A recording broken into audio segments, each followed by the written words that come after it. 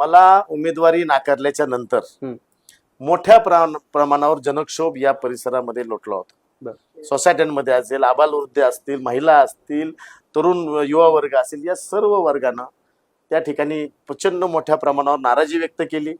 आणि ही नाराजीचं रूपांतर निश्चितपणाने भारतीय जनता पार्टी ज्या पद्धतीनं कार्यकर्त्यांवर अन्याय करते, मी भारतीय जनता पार्टीला त्या ठिकाणी दोष देणार नाही, त्या माझ्या पक्ष नेतृत्वाला पण दोष देणार नाही, परंतु या भागातील जे स्थानिक मतदारसंघाचे नेता आहे त्या नेत्याने माझ्यावर जाणून बुजून केलेला हा अन्याय आहे. तुम्ही नाव नाही घेणार त्यांचं?